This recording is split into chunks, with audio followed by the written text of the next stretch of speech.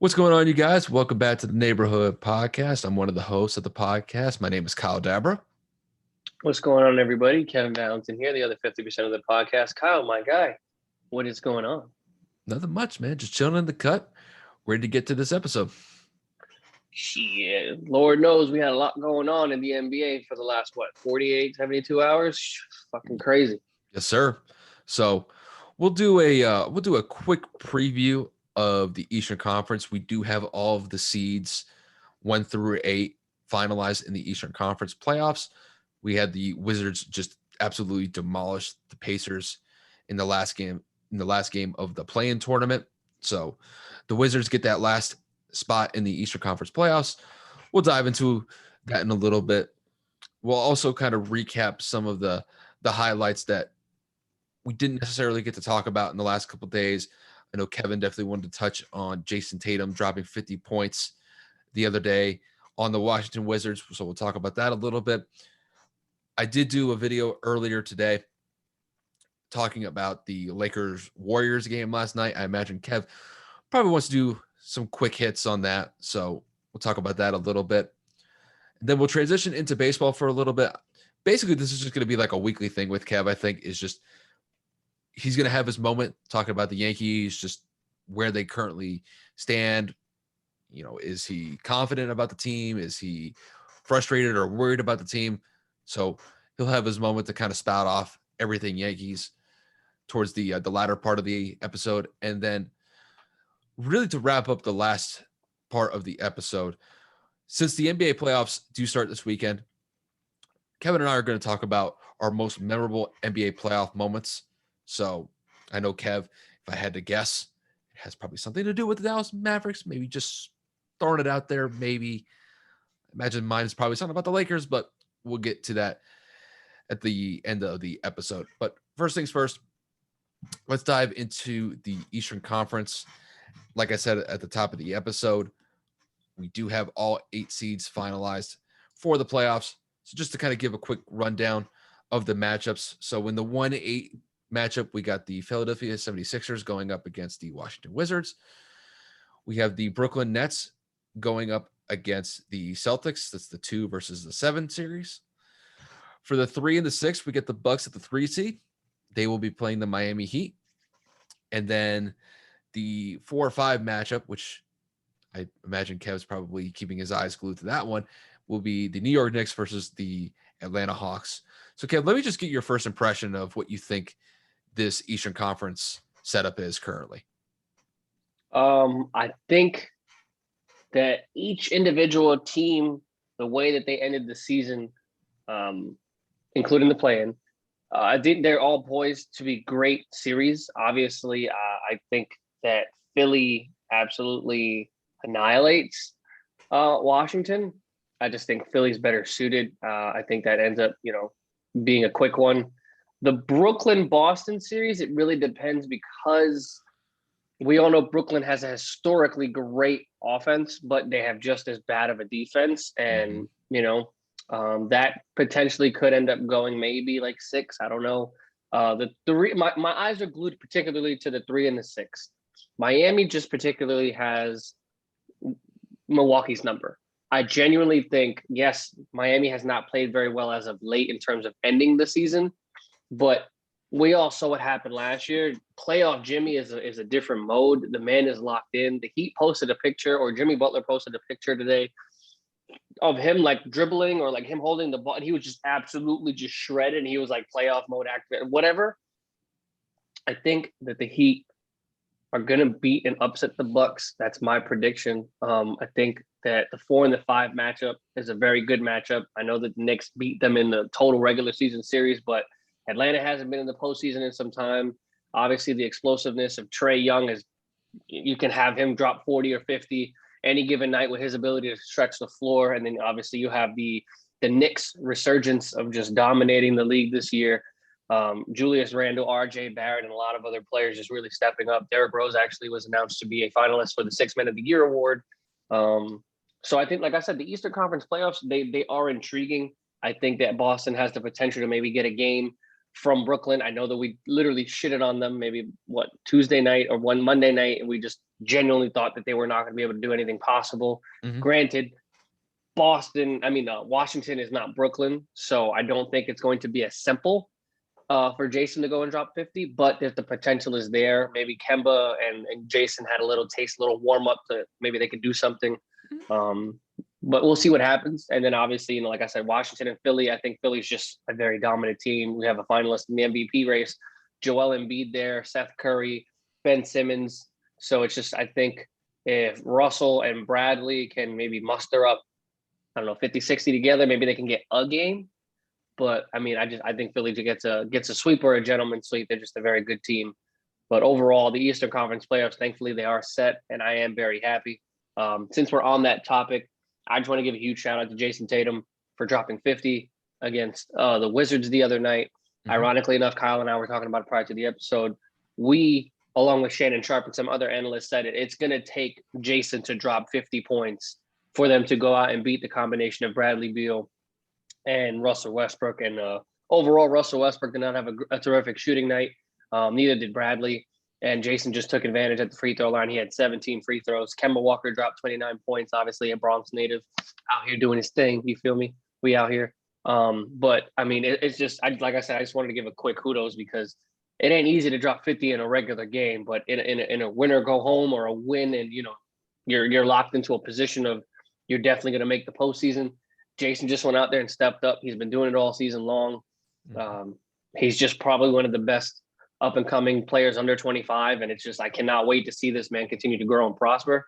Again, I'm not the biggest Boston fan, but Jason just is on another level, and his confidence after he worked out with Kobe a couple of off seasons ago, it's just been different ever since then. And I think he really is kicking into gear, realizing he can dominate a lot of his matchups, and you can see that Mamba mentality kind of kicking into him now, and it's kicking in at a really young age, and that's good for Boston. So, I'm really hoping that Boston is able to give Brooklyn a run for their money, so Brooklyn can get off that high horse and stop thinking that they're the greatest team in the world.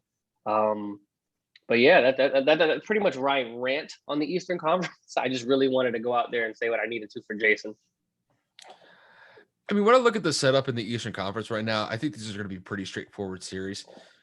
I'll take the 1-8 series just at the top real quick. I think the 76ers, like you said, they're pretty much going to either get this in a sweep or get this by 5 games. I don't know who's going to be able to stop Joel. Joel's going to be an absolute nightmare down low. And I just don't think Washington's going to be really prepared for just his overall intensity. And also, Ben Simmons is going to be a focal piece for that defense for Philly. And I don't know who's going to be necessarily matched up one-on-one with, but whoever he's matched up against, I think is going to have a tough time to be able to score because Ben is one of the best defenders in the league currently. Doesn't Ben run the one for Philly? So wouldn't he be matched up on Russell more than likely? That's what I would think off the top of my head. They may put him on Bradley, maybe just because that Bradley could be the hotter shooter. But yeah, and then probably put Seth on probably Russell or something like that. But because Ben is 6'8", and Ben's a big boy. Ben could at least try to slow down Bradley. I know Bradley's still kind of hindered by that. Didn't he have a hamstring injury? Yeah, hammy, bro. It's no joke. Because it looked like in that game against the Celtics the other day, he definitely looked like he was trying to get his legs underneath him. It's just he missed a couple games. Just he wasn't really in rhythm. But I think that possible matchup between Ben and Bradley Beal is going to be an interesting one to see. But like you said, I think that series is going to be wrapped up fairly quickly. The Nets and the Celtics, I think, is going to be a fun matchup simply just because the Nets offense is spectacular. Like you said, it's just their defense is atrocious. So it wouldn't surprise me if the Celtics get a game here, because if Jason just decides to go off and just say, you know what, I'm just going to light it up like I did against the Wizards the other day. I wouldn't put it past Jason to drop another, 40, 50 points against this team, because I'm going to be honest with you. I don't know who the Nets are going to really put him defensively or put up defensively against him. You got to put KD on him. You don't have to. I mean, if that's the case, that's going to be a tough matchup for Jason, just because that KD is 6'11", and granted, he's not really what I would consider like the best like post-up defender, but the length is it's going to still make it it's hard. still tough to shoot over KD. Like I kind of have to give KD respect on that, but I just don't have a lot of confidence in Boston's ability to really run with Brooklyn. I say Yeah. that series gets wrapped up in 5. When I look at the Bucks and Heat series, I'm gonna slightly disagree with you here. I really think that the Bucks are gonna win this series. I think it's gonna be a close series. I think the Bucks are gonna wrap this up. I want to say 7, but I'm gonna be a little bit bold here. I think they wrap it up in 6. I'm gonna be a little bold. 7. I'm gonna be a little bold here. I want to see how the Bucks can adjust if Miami's really tough on Giannis, because it's been noted the last couple seasons, especially in the playoffs, that if the opposing team is able to lock down Giannis, they really haven't been able to get decent scoring outside of him. Chris Middleton's been inconsistent. I know he had that one game when Giannis got hurt last year, and then Chris really stepped up. I think he ended up dropping like 35, 40 points. I think it was in game 5. I don't even remember. It kept them from the sweep, so it had to have been 4. I think it was game 4. So, granted, they do have Drew Holiday now, so I do like his ability to score and to play solid defense. So, I don't know if he's going to be matched up against Jimmy. I would probably think that he's probably their best backcourt defender. So they might match up on Jimmy. Definitely, yeah, maybe. He's a little small though. He's a little. Isn't Jimmy like 6'5"? Yeah, they may give. I'm just saying, if Drew ends up getting that defensive assignment, they're probably going to have help on the backside just to make sure I would assume so. that he's not just getting destroyed by Jimmy. But that is going to probably be a very fun series to watch. I may be out on a limb on this one with saying that the Bucks are going to wrap this up in 6, but I think that series has the potential to go 7. Now, with the Knicks and the Hawks, I'm just going to ride the wave on this one, and I'm just saying the Knicks are going to get this one. I think they're going to wrap it up in 6. The reason why is the Knicks defense. The Knicks have a fantastic defense. And Typical. When you look at this team, Julius Randle's been having a sensational year.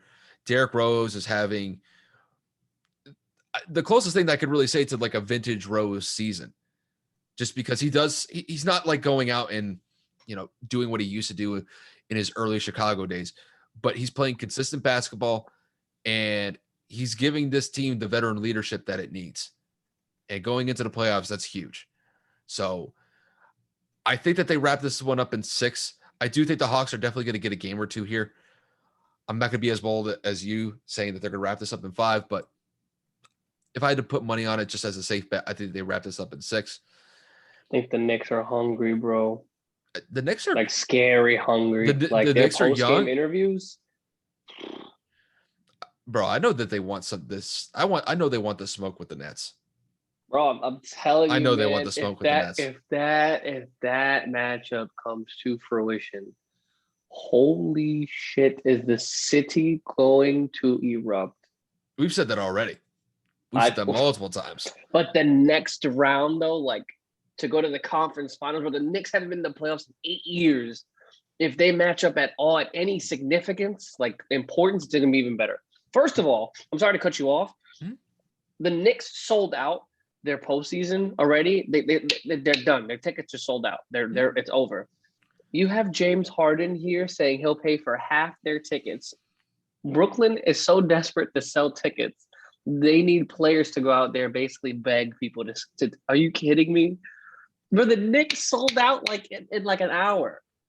The Nets are literally offering players, be like, yo, I'll pay for half your ticket. Use code Harden. Like, to me, if that does not signify that the Nets have no real fans, I don't know what does, because, everybody in the city want to go to the Garden, bro. It's going to be lit. It's going to be so, like, I wish I was home, bro. I really do. Well, I'll tell you this. If the Heat end up beating the Bucks and the Miami's going to erupt. Well, no. Let me finish. If the Heat beat the Bucks and the Sixers win, meaning if they beat the Wizards, the 76ers would go up against the Heat in round 2. And if the Nets win their series and the Knicks win theirs, there you go. The Nets would play the Knicks in round 2. So it could happen. It could really happen. So I would say keep your fingers crossed. I'm saying for you specifically, for the Heat to win that series against the Bucks, and I do think that they are well equipped to at least compete with the Bucks, even though that I said the Bucks are going to win in 6.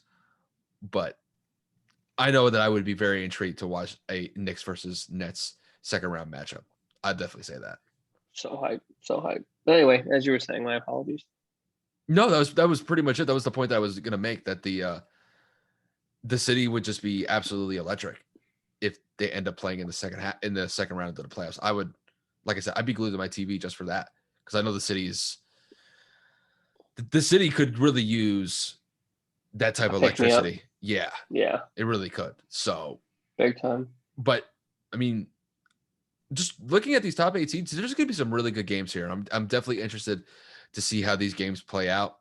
I guess, I mean, do you want to talk about the Western Conference? I know that we talked about, I talked about the playing game yesterday between the Lakers and the Warriors, but do you have anything to say, anything about the game last night, or just anything about the potential matchup that we have with the not the potential matchup, the matchup between the Warriors and the Grizzlies going into tomorrow? I mean, yeah, I mean, I'll touch on it a little bit. I know you were able to get an episode out there this morning. Very grateful that you were able to do that. I was a little out of commission today, had some issues this morning, to say the least.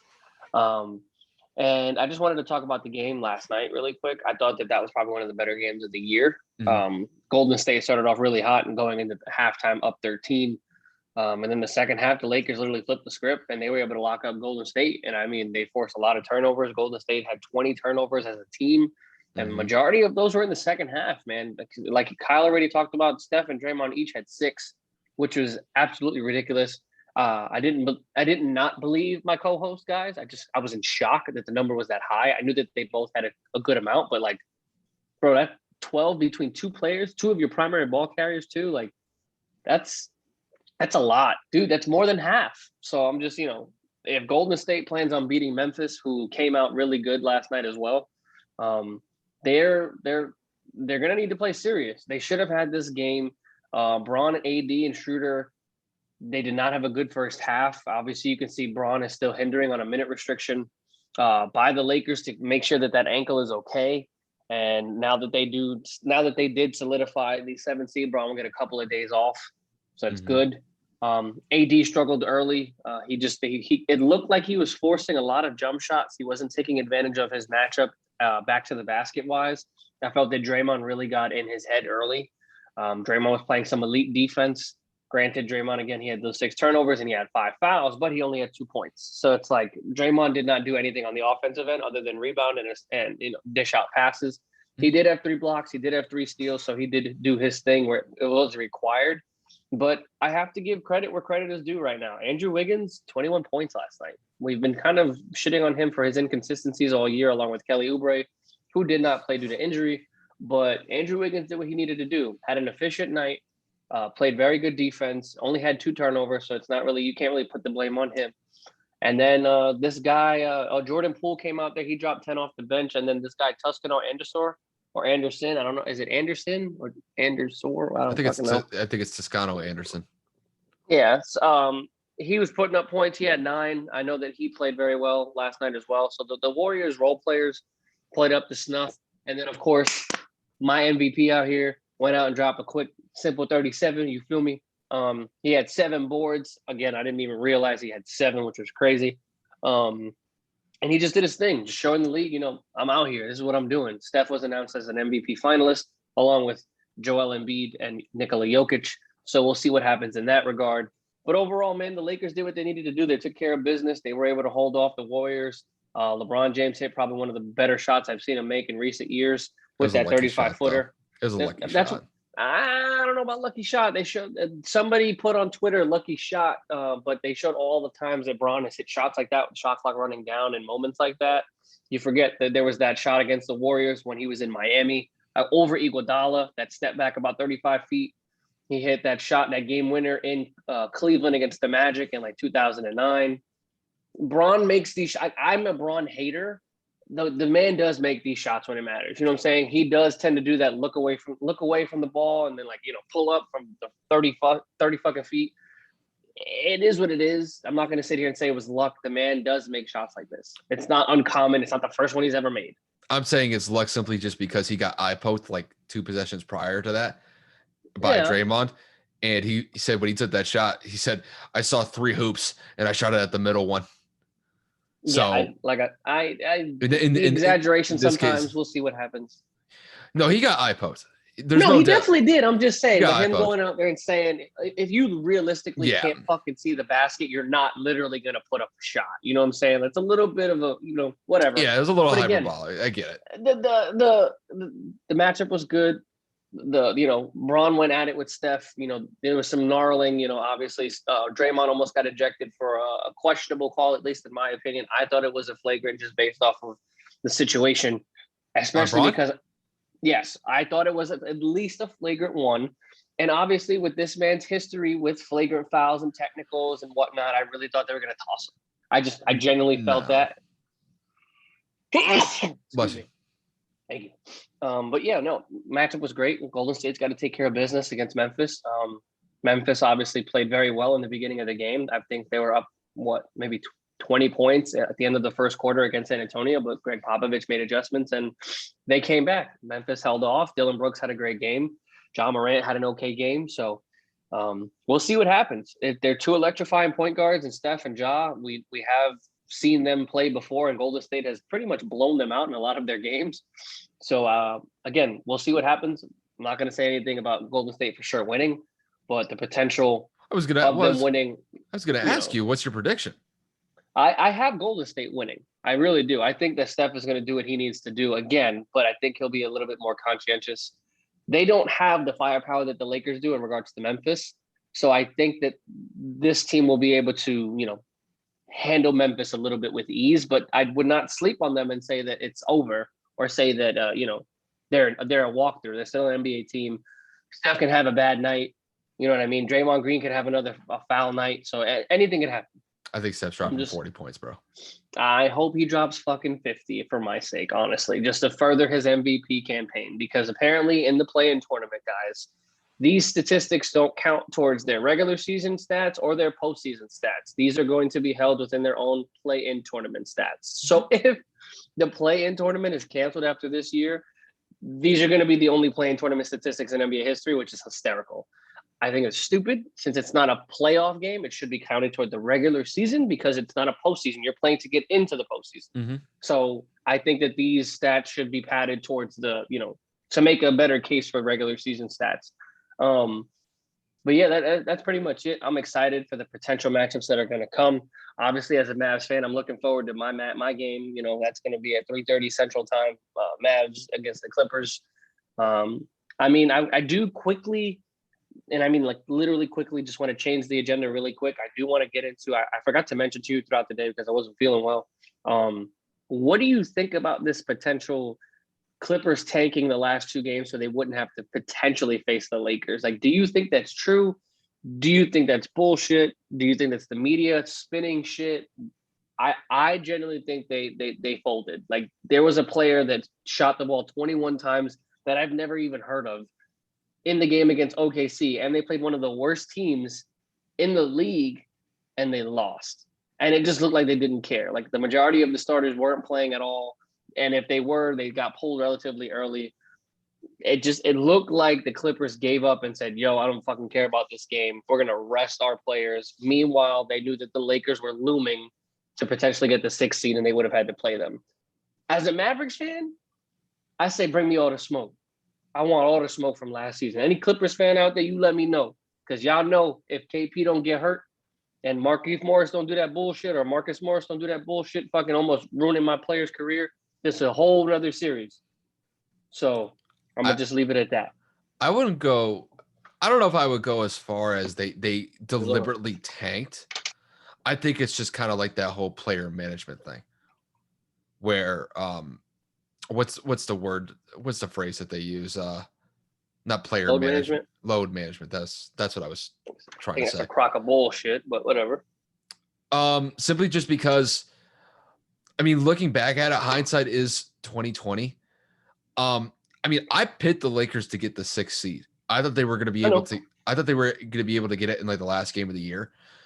But the one thing that I didn't really account for was the Nuggets kind of resting their starters. Granted, Jokic did play in that last game of the year, but I should have been a little bit more aware of the Trailblazers' just ability to maintain and keep that 6th spot to avoid the play-in tournament. And I didn't take into account were the Nuggets really going to play 110, 120% in the last game of the year when in actuality, that game is rather insignificant for them because they were either going to be the 3 or the 4 seed. I mean, had they been the 4, they would have played the Mavericks, and now they're going to play the Trailblazers.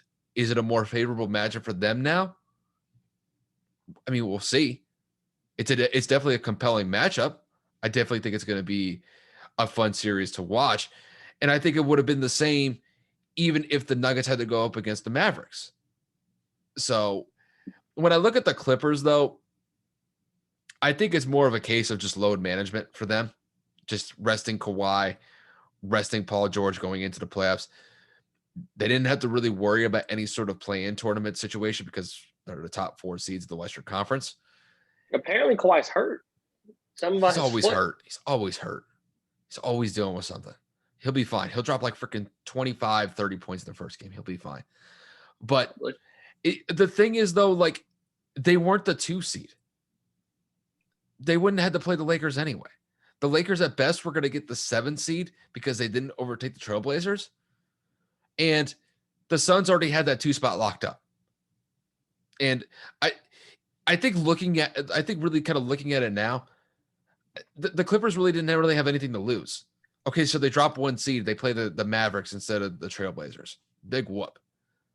So I don't think it was going to be a situation where they were it looked suspect, is what I'm saying. Conveniently, they pulled their starters in both games. Yeah, I get and that. They just let it rock. I saw it. Then they played against like the 2 worst teams in the Western Conference too. They played OKC and Houston. But they weren't really going to lose anything though. Like they were already a top 4 seed, and they probably weren't going to play the Lakers in the first round of the playoffs because, like I said, looking back at it, if Portland loses not the last game because they did lose the last game. If Portland loses the next game, they won that game. Right. Yeah, they beat Denver the last game of the year. If Portland loses those 2 games, if they lost LA the last goes to 2, 6.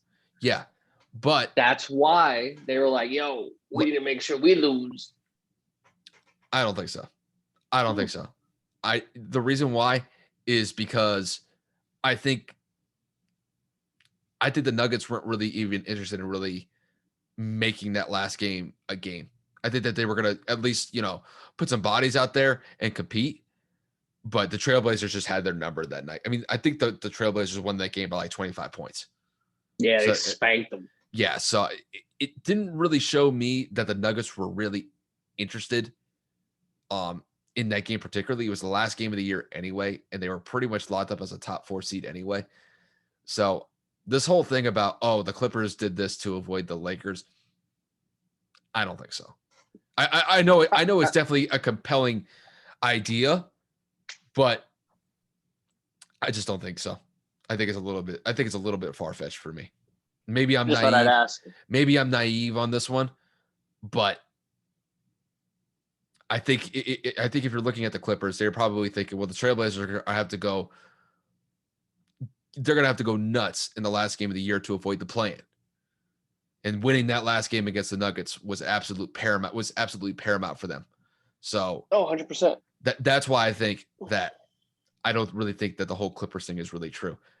So, to them, it's really an insignificant thing as far as I'm concerned. I think a lot of people are making more than what it actually is. Fair enough.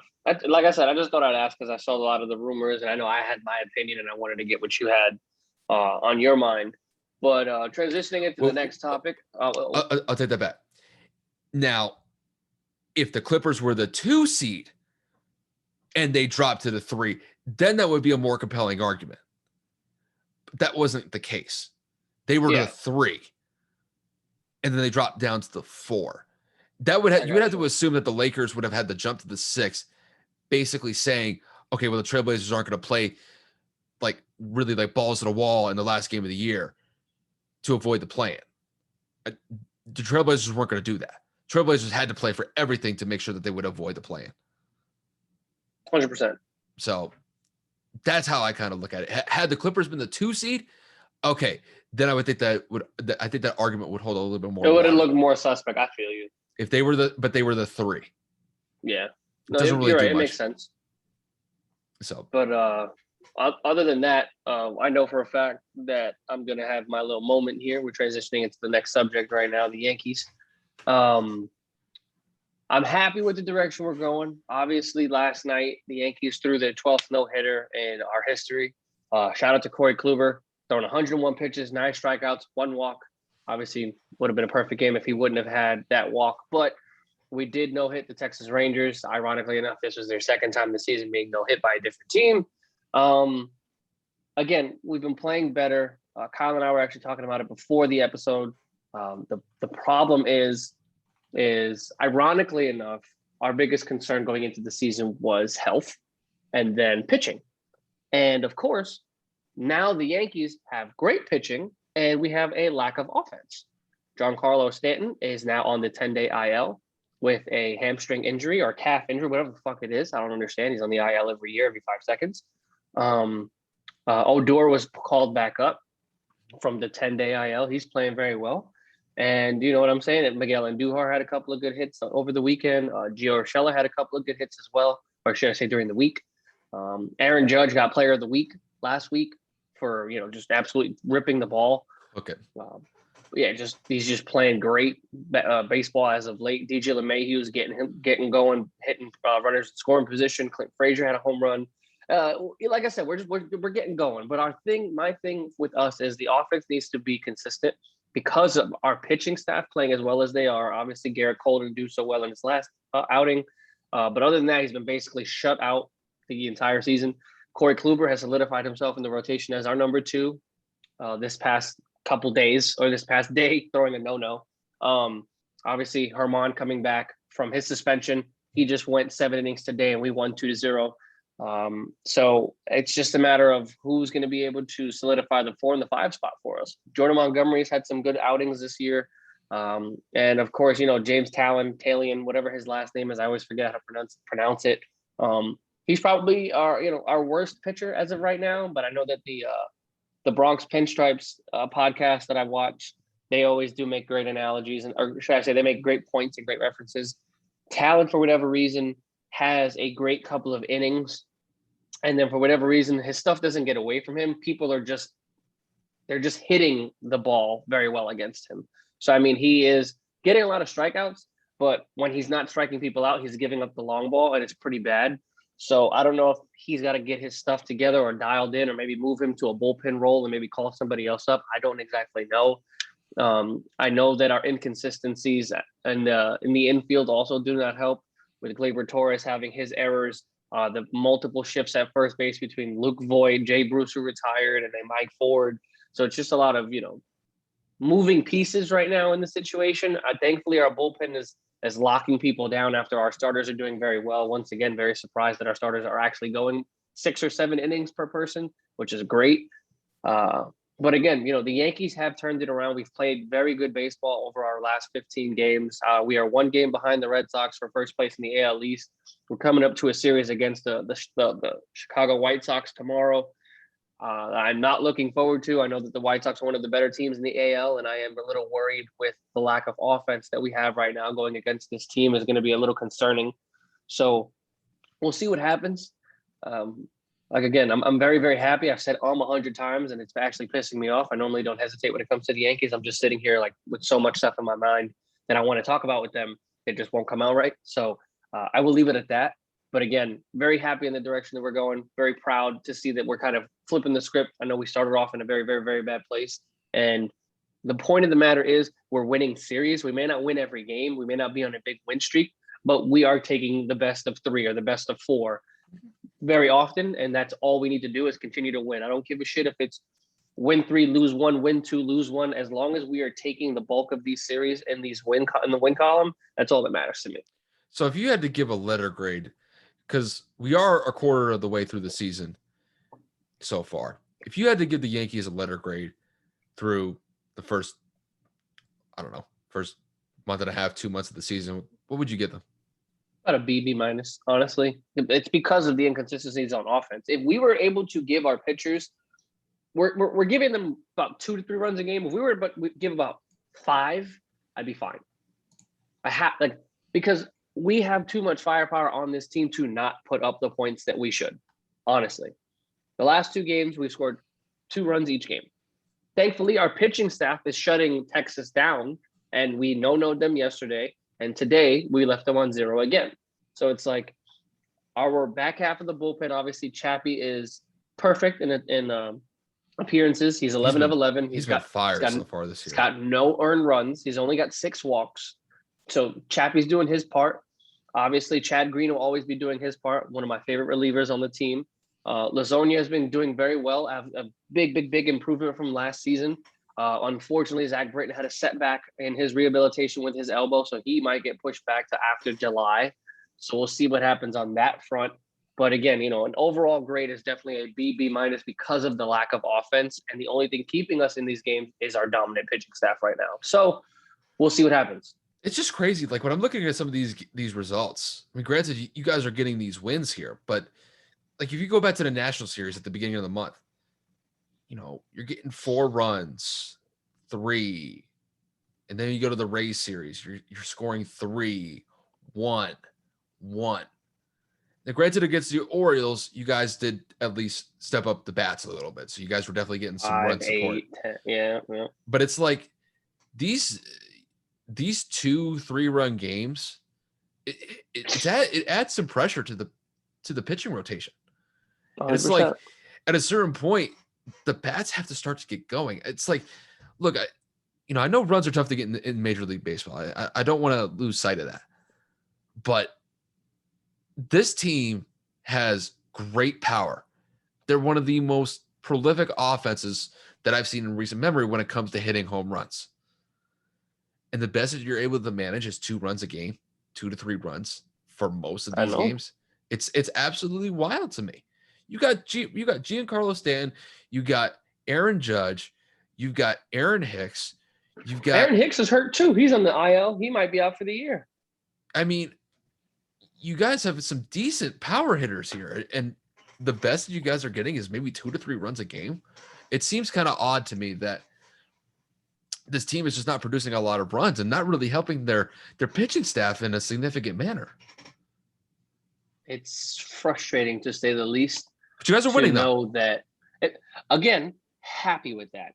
Do not get me wrong. My biggest problem is when I see that Garrett Cole's on the mound and we have 1 fucking run in the 7th inning, or I see that we have a no-hitter going, but we only scored fucking 2 runs. It's a little concerning for me because it should not be like this. We definitely should not have these issues. And my problem with that is I hope that we're not getting comfortable or settling for these poor performances. I know that Boone is not happy with us only scoring with the potential that we have in this lineup.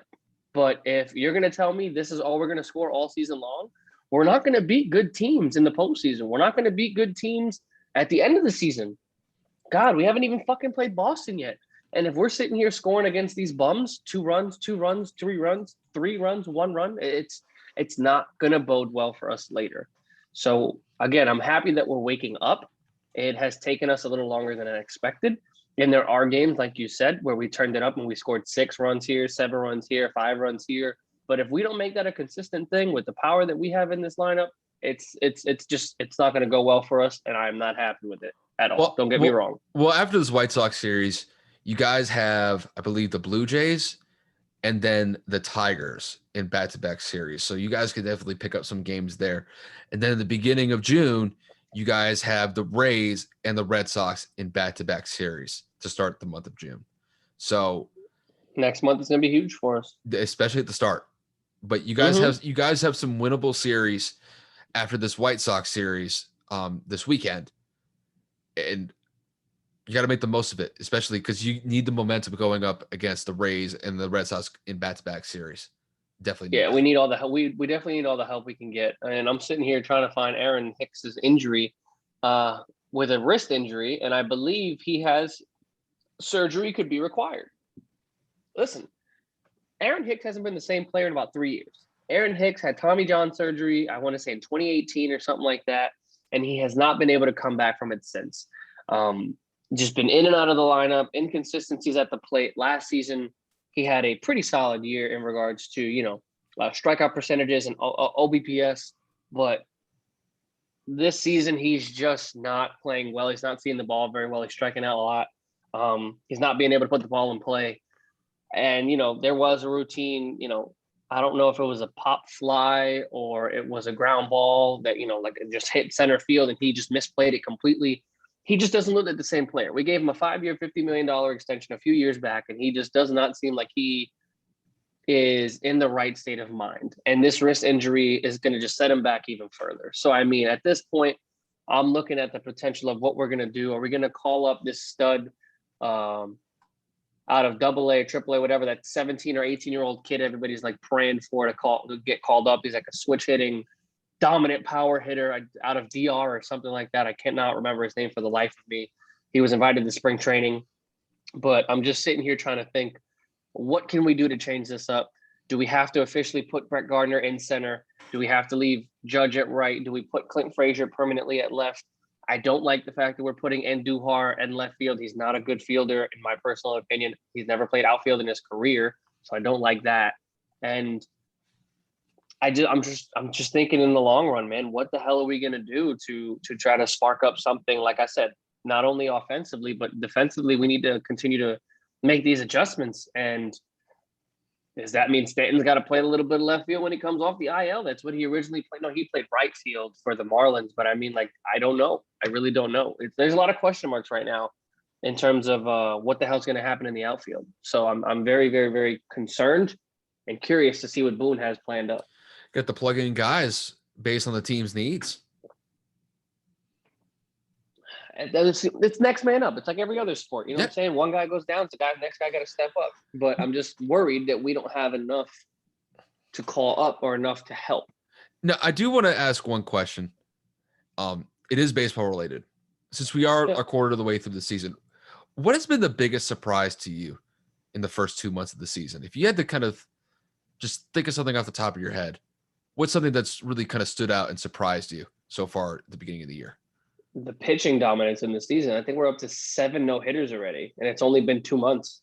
It's ridiculous. Like weird. Like we're just seeing the year of the pitcher. Honestly, it's just, bro, we're talking Jacob deGrom has a .67 ERA. Once again, one of the most dominant pitchers in baseball. We have Garrett Cole doing what he's doing, and then we just have like I said, 6 or 7 no-hitters. I don't even know. I think it's like 6.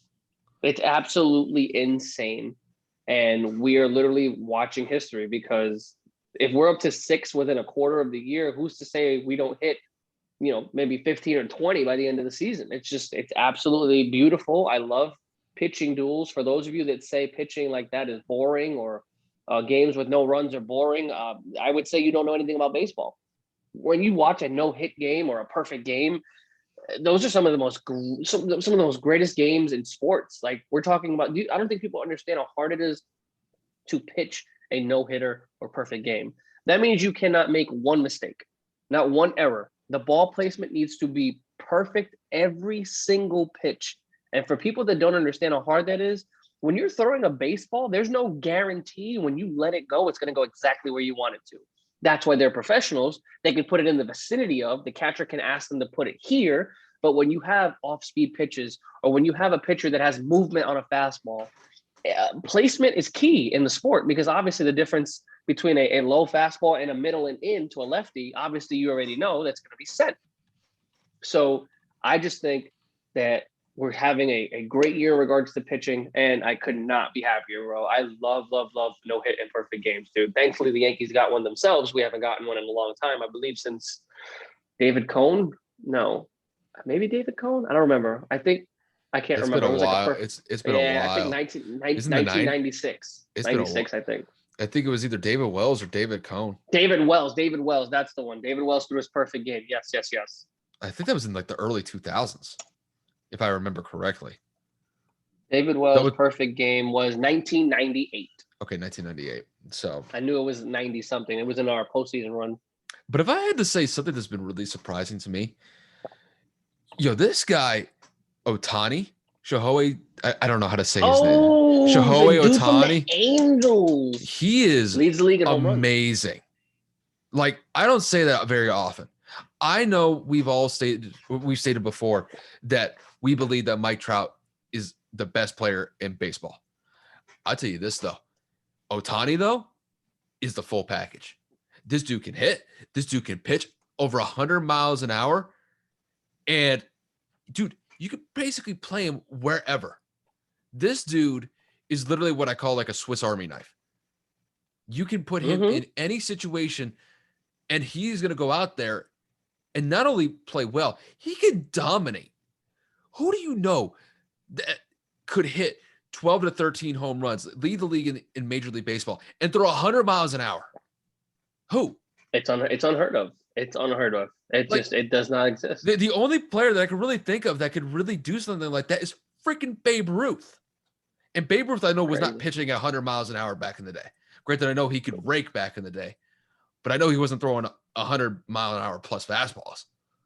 This dude, Otani, he might be – he has the potential to be the best player in baseball. I'm not going to put it past him. Because 100%, yeah. It's his versatility.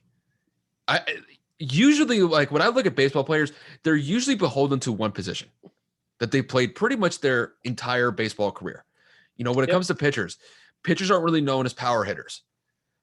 But, when it comes to infielders or outfielders, they're not necessarily known for their pitching. They may have pitched back when they were like in junior high or high school, but not when they get to the majors. They just don't have the ability to compete with pitchers that have been pitching basically since they were little kids. But Otani, this dude is amazing. Freaking nature, bro. Freaking nature. Like, I remember when Hideki Matsui was really big for the Yankees in the mid 2000s and maybe towards like the latter part of the early part of 2010s. This dude right here, this guy's going to be amazing for a decade plus. Oh, yeah. If he can keep it up with no injuries, because obviously that's going to take a toll on his arm throwing. And if he's raking as consistent as he does at the plate, there's going to be a give and a teeter. Like, do they officially make him a pitcher? Or are they going to just solely make him bullpen relief? Like, he's a starter. And it's very, very, very, very, very scary to know that he's literally throwing 100 miles an hour in one game. And then the next game, he's like hitting fucking 458-foot bombs. So the Angels need to be very careful. Granted, he is playing stellar, but you have to be careful because a talent like that will burn out quickly. He's only 26. 162 games. Only 26, though, bro. You got to be careful, man. These pitchers, it's not a natural motion to throw a baseball like this, so that will give eventually. I get it. I do. But I just have to say, he has been just fun to watch. Yeah. And I just hope he keeps it up. I mean, at this pace, he might hit 35 home runs this year. Or maybe strike out 200 people. I mean, crazy. I haven't heard about that in decades. Somebody that could do something like that and do it well. And efficiently. Yeah, it's like I said, man, he's a Swiss Army knife, and I love it. It's crazy. There are not too many players like him. I mean, it's very rare that I say something like he is uncommon. He's an uncommon baseball player, but he makes it exciting, and I think he's a special player. I just hope he keeps it up. But with that said, we'll transition back into basketball for a little bit. So I know we mentioned at the top of the episode, we are going into the playoffs this weekend. It should be fun to watch all these games that take place this weekend. But we're going to take it back a little bit. Kevin and I are going to discuss our most memorable NBA playoff moments. Granted, there are a litany of moments to choose from. But Kev, I'll let you have the floor first. What is your most memorable NBA playoff moment? Dirk scoring 48 against the Thunder in the first game of the Western Conference Finals in 2011. He scored 48 points. He broke the NBA record for 24 consecutive free throws made. And I mean, he was just hitting in all angles. I mean, I'll never forget that series. They put everybody and anybody on him, and he could not be stopped. They put Ibaka, even Cephalosha, Perkins, Nick Collison, everybody. KD, it made no difference. Dirk dominated. We won that series in 6, and obviously we go on to win the finals in 6 against the Heat, our first and only championship. But that game, man, I cannot begin to express to you the literal joy I got watching my favorite player just torch one of the best up and coming teams in the league. I mean, the man at 32, 33 years old was going at it with all of these young stars, James Harden, obviously, Kevin Durant, Russell Westbrook, it just, you name it. That's when Serge Ibaka was coming into his own, obviously leading the league in block shots, being one of the better defenders in the league. And no matter what, spin fade, post fade, 3-point, free throw, finishing at the rim. Even there was even one point he's backing down Serge on the left block and he spins baseline and he just dunks it. And it was just two-handed jam. It was incredible. And I mean, holy shit, that series was just absolutely so much fun to watch as a Mavs fan and as a basketball fan, in honesty. We had literally just come off sweeping the defending champion Lakers in 4. And then we go right into the fucking and Dirk just tees off game 1, bro. The man was averaging 28 points per game in this postseason alone, and obviously carried us to a championship. But that game, I cannot picture a better game, because that was my favorite player just doing everything in his power to fucking carry us, and he did. And it was amazing, bro. It was my easily my favorite. I thought you were gonna go with the Mavs beating Miami in the finals. I thought you were going to go to that series as your moment. I'm actually surprised you went with a different one. I mean, I'm again, that was a great series. Don't get me wrong, but I'm saying, like, there was not a game in that series where somebody took over other than Jason Terry in game 6 when he scored like 28 to solidify that game. But like that particular game in that road to winning the championship was just, it's wild, bro. It's fucking nuts. It's a good moment, though. I will give you that. It's a great moment. For me, I'm going to go with Game 7 of the 2010 NBA Finals between the Lakers and the Celtics. That game gave me high blood pressure, dude, from beginning to end. That was a series that it was the second time that the Celtics that featured the big 3 at the time, which was Paul Pierce, Kevin Garnett, and Ray Allen, going up against Kobe, Powell, and Lamar.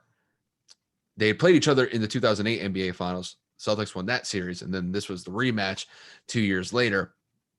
And it was just, that Game 7 was just amazing to watch. And it was a defensive game because both teams really did struggle to shoot offensively. Because I think the final score in that game was 83-79. Yeah, dude, it was super low. It was a struggle. It was pretty much a defensive battle. And I do remember in that game particularly, Boston started out very well in that game. And the Lakers got into an early deficit. But the Lakers were able to kind of claw back into that game. And then basically the second half, it was just a grind. Both teams are going out of it. Really, neither team could get that big of a lead, I believe, in the second half. Maybe I'm wrong. If I actually remember right, I believe the Celtics got on an early run in the third quarter that put them up, I think, over 10. I don't know if it got to like a 15-point lead, but the Lakers were able to claw back and really make it a game in the second half. And then the fourth quarter, it was just wild. I'll never forget when you got maybe like a minute and a half left in the game. Kobe passes it to Meta World. Ron Artest. I think he had his name changed by that. I don't think it was Ron Artest anymore. He kicks it out to Meta World Peace and knocks down a huge 3-pointer that I believe put them up 6. And in that game, a 6-point lead is huge.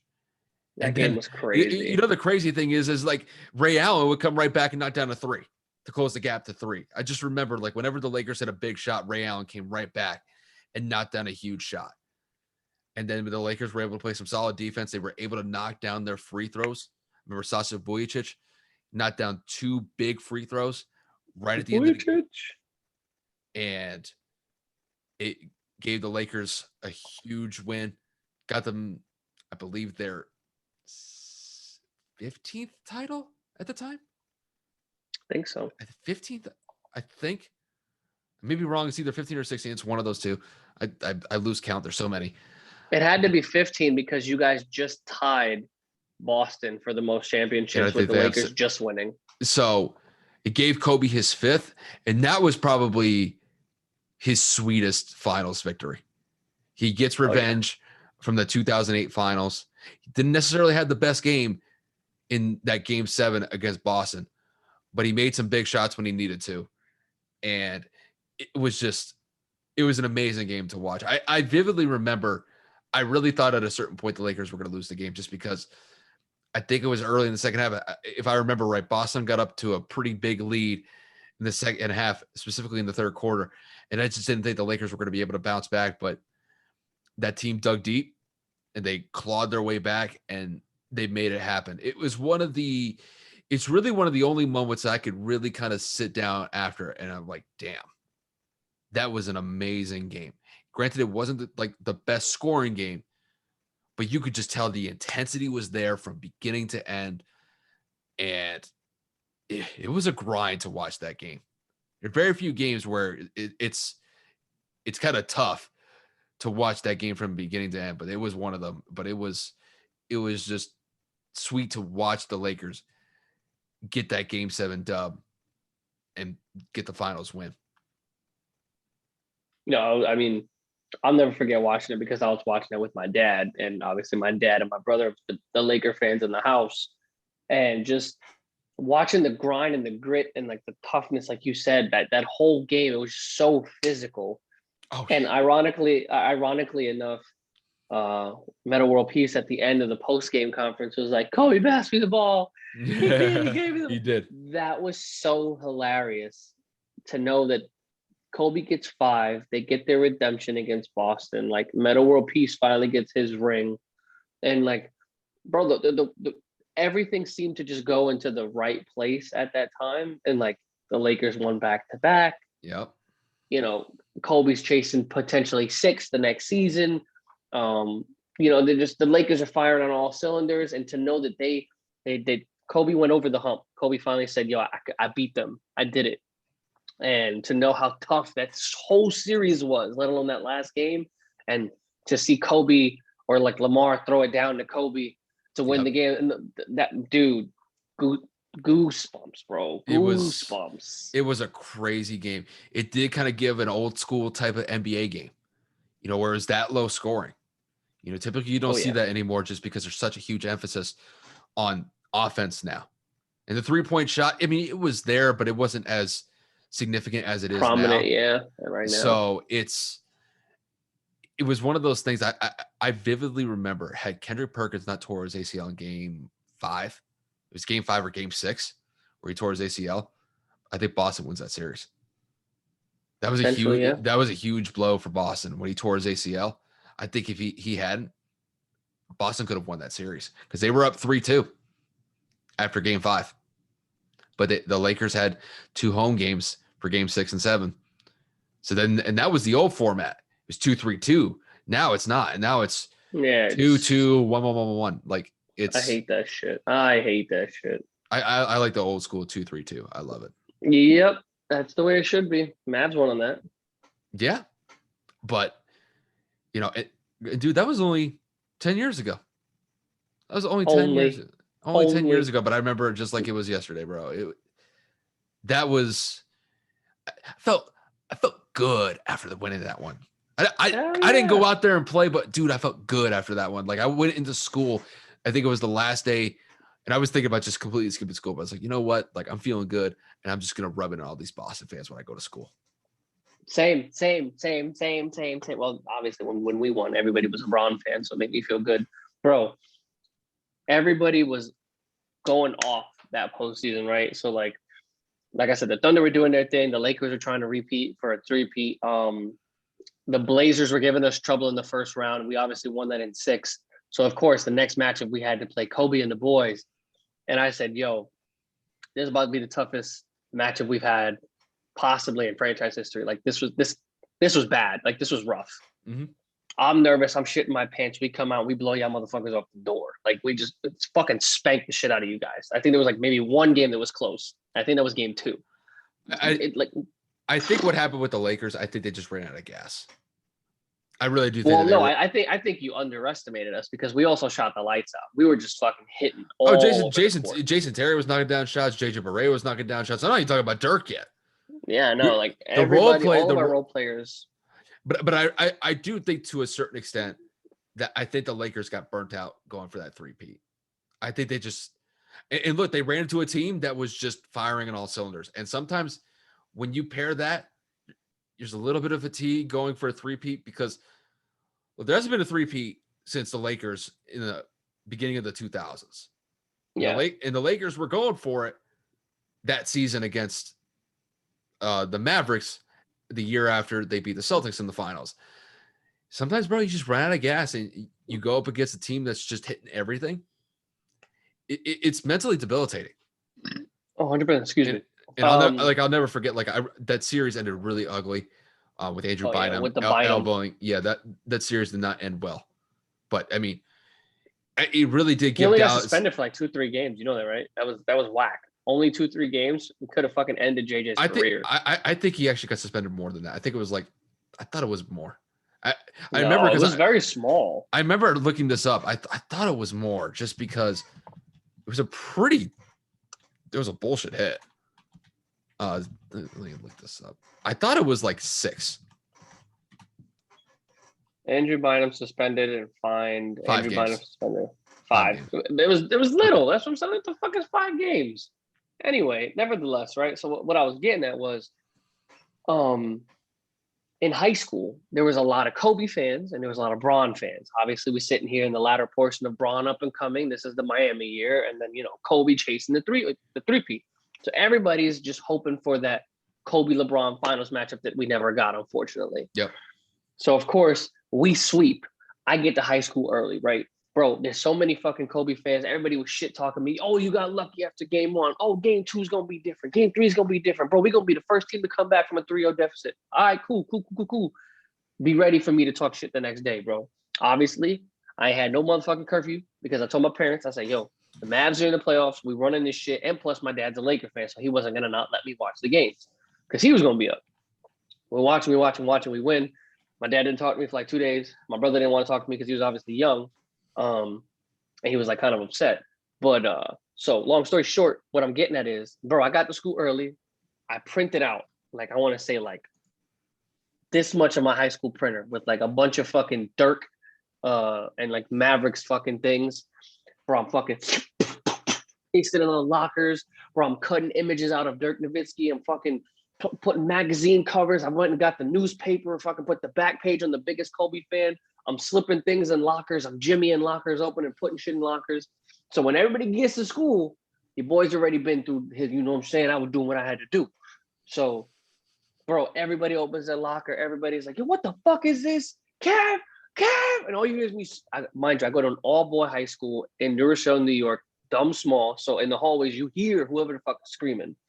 Everybody came and found me in homeroom. And what am I doing?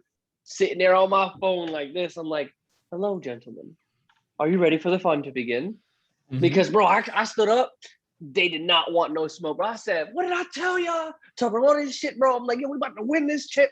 We about to fuck up OKC. We about to beat Miami. Like, you know what I'm saying? I'm teeing the fuck off, and my teacher is going crazy. At this point, it's my sophomore year. I'm pretty sure my homeroom was Mr. Lotospoto. I'm pretty sure it was Mr. Lotospoto because I had Mr. Ruggieri the next year. Bro, I'm popping off, bro. And obviously, this is during finals and shit. Like, bro, we emptying lockers, and I'm filling lockers with garbage. Then obviously the next series comes in, and OKC, there was just random Kevin Durant. I don't even remember who it was. Bro, we won that series. I didn't even bother with that person, bro. I was like, fuck you. Then the Miami series comes. We literally have to take, I'll never forget, The next day, I had a civil liberties final exam. I didn't even study. I did not care. I said, this is the most important thing in my life right now. The Mavericks win game 6. I get to school even earlier than before. I put Mav shit everywhere in the hallway, bro. I fucking wasted so much high school ink. It was crazy, dude. I just pop, bro, everywhere, bro. Even in the homeroom, I put shit all over the place, bro. I was in trouble for the next year. Obviously, going to my junior, bro, I was in dumb trouble, yo. I didn't even give a fuck. My mom surprises me downtown the next day, and she buys me the championship shirt and the hat. So obviously, I go into school because we could dress down for that for finals because we're just taking the test and we're leaving. Mm-hmm. Bro, I go in all mav'd up, bro. Mav socks, fucking blue shoes. I ain't give a fuck. And I'll never forget, bro. I was the happiest kid in that school. I didn't give a fuck if I got suspended for 2 weeks. I said, I don't even care, bro. I had to get shit talk every day that whole postseason like we weren't slapping up competition, bro. It was just nuts. So I finally got to talk my shit.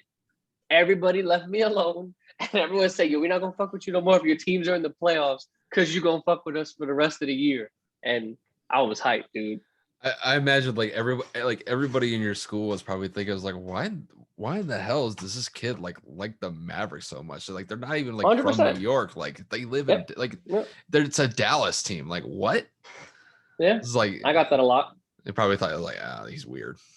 Bandwagon. That's what everybody kept saying. Bandwagon. I was like, bandwagon. What's that's the last time we were in the finals. We were in middle school. I do have to ask though, like back then, I don't know if you can really remember this. Like, what was like the general feeling towards Braun at the time? I know I hated him.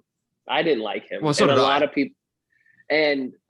people in my school admired him, but there were just a few, as we call it, Braun sexuals that just were obsessed with him. Like anything he could fart and they'd be like, yo, that was the greatest fart I've ever seen in my life. Like it was insane. So there was a shout out to my boy Austin. He's probably the biggest, not the biggest, one of the biggest LeBron fans I've ever met in my life. And he just did not want to hear any slander. Bro, he said, this is before Braun even won his first championship. He's like, he's better than Jordan. So it was all bullshit with him. Yeah, big facts, right? It is what it is. I'm not gonna say they'll argue now. I feel like people were torn because we knew what we were watching as he was developing, and we knew that in high school when he did the decision, it was kind of a bitch way to do it at the time. So people were kind of rubbed the wrong way with that, especially. And him leaving Cleveland and going to Miami to chase the title. It was interesting. You know what I'm saying? Like people fucked with him. People knew that he was crazy when he did that dunk over Tyrus Thomas in that finals or in that Eastern Conference matchup against the Bulls. Oh, that was so disrespectful. When he swung across and he just like that was, dude. Everybody knew that LeBron James was probably one of the most athletic people, if not the most athletic person in the league at the time. Mm-hmm. But again, people were happier that my team beat Braun. So I guess the consensus was a lot of people as a whole didn't really fuck with him. They liked Dwayne and they felt bad for Dwayne, but you know what I'm saying? Like they also were upset because that means I was going to talk shit. So, You know what I'm saying? It was like a 50-50 thing at the time, but it could have been anybody. It could have been the Thunder that beat the Lakers. I mean, that beat the Heat. I think anybody would have been hyped. I think if I'm remembering correctly, I think overall consensus, other than like a few people, like they really didn't fuck with Braun. And that was prime Braun too. Like Braun was on another, like athletically speaking, that Miami run, I don't think you'll ever find a better athlete playing at the pinnacle of someone's play compared to like you find me anyone. Granted, there are a lot of athletic guys in the NBA. Not one of them. Derrick Rose had a good stretch, but he blew his knee out. I'm saying he had a good stretch. Yeah, he had a good. He lasted. Yeah, it's just Russell Westbrook has been a consistent athletic freak over time. Like, do you remember like when Miami went on like a 27-game win streak? Yeah, it was like second or third in NBA history. Yeah, they were going after the Lakers record, and I remember when they lost to the Bulls. That was huge. Yeah, bro. They were Like just dominating. They were unstoppable. 27 in a row. Like, bro. We Like, witnessed history, I, dude. We I, watched a lot of good basketball I, growing up. I know at the time, there was a lot of hate towards LeBron, specifically when he made that move to Miami. I'll never forget when he went back to Cleveland and people were throwing batteries at them, basically saying Bro, it you're was dead to bad. me, It was saying you're it dead to was me. bad. Like, but when you look back at it in hindsight, man, you got to witness some of the greatest basketball ever from Mm-hmm. that guy.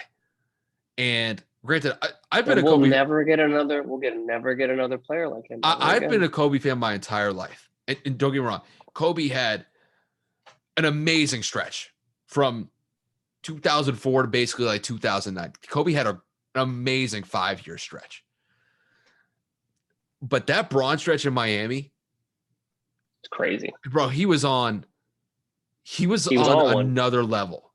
He Like was on one. it was just he was the most hated, but man, he was the best player in basketball. And even I can say that because I know a lot of There was no people. debate. I know Nick Wright will say that, oh, Bron's been the best player in the NBA since 2005. I think that is just so cap. It's so disrespectful to Kobe.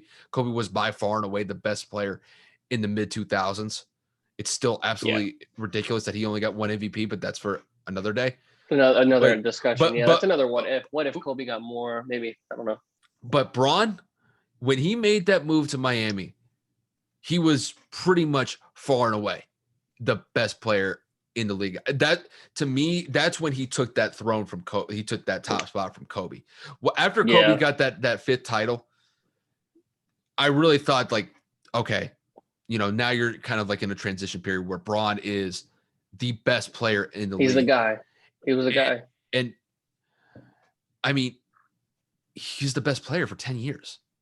I don't know if I would consider him the best player now, just because this year it's been a little bit more difficult on him just because of the amount of injuries that he's Injuries had. and shit. Yeah. If I had to say, I think Steph's the best now. Right now, this season. I think if Steph Because keeps us up, KD was rattled with injuries. AD was rattled with injuries. Giannis missed some games with some injuries, bro. Like the cream of the crop, like the best of the best were all hurt this year at some point, other than Jokic. Even Embiid was. yeah.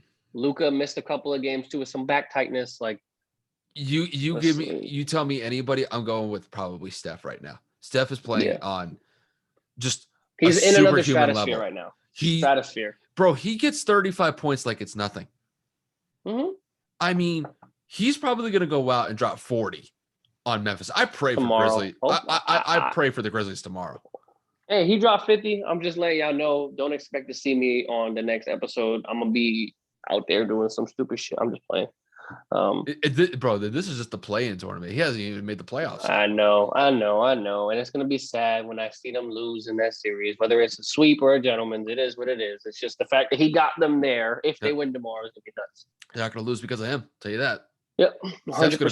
Steph's going to go out there and freaking ball out, probably get 40 a game against Utah. I hope so. I genuinely do. But I mean, obviously, guys, it is about 12:30 at this point. It is a little late on our end. We recorded a little later than we expected.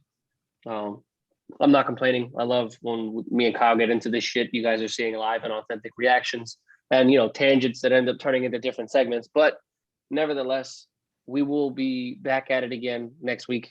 Hopefully maybe get some episodes recorded on Sunday, just because we're going to have a lot of playoff basketball updates to have for you guys. Maybe traditionally we'll stick to the Monday, since we'll get the Western and Eastern Conference a full slate of games rather than just updating on one day. We'll play it by ear. Kyle and I will keep you guys posted, of course. Shout out to everybody that follows, subscribers and everything like that, as per usual. We really do appreciate it. Don't be surprised if we drop a Monday episode. I wouldn't put it past us to drop it, simply just because pretty much most of the first games of these series will be wrapped up on Sunday. So, we may do something quick just for Monday, just because, we may be a little bit late if we decide to drop something on Tuesday, but Kevin and I will probably talk about that later this weekend. But yeah, pretty much all next week is going to be pretty much NBA. pretty much Ain't, through and through. ain't shit really going on everywhere else. I mean, there's playoff hockey going on. Again, no disrespect to the That's been NHL. fire, though. That's been I fire, bro. I just don't watch it. I'm It's sorry. fire. I don't exactly have fucking The cable either. So the Lightning and the freaking Panthers were playing today. The Panthers won an OT 6-5. The Lightning scored 5 goals in the second period, bro. dude, It's I watched wild. playoff hockey's another level. Like when the It's Rangers were in the wild. postseason when I first moved to Florida and we were just a game short of the Stanley Cup. It was wild. It was crazy. So I mean, I honestly have to give it more credit, more attention because it is very entertaining to watch, especially with friends. But I genuinely don't have anything to say about it because I didn't watch anything. And not to mention, I've been holding this piss for the last like 45 minutes, and your boys got to go get it done. So for me, that's everything I got for y'all. Can't wait to watch more playoff basketball tomorrow and the next day, and we can look forward to giving you guys updates as much as we can. It's like Kevin said, we definitely appreciate the support wherever we get it, whether it's on YouTube, whether it's through Anchor, or wherever you guys listen to our podcast. We definitely appreciate it. Just stay tuned for the NBA next week. It's pretty much what we're going to dive into pretty much every episode we talk about. So with that said, you guys, thank you guys for tuning in, and we will see you guys next week. Later, everybody.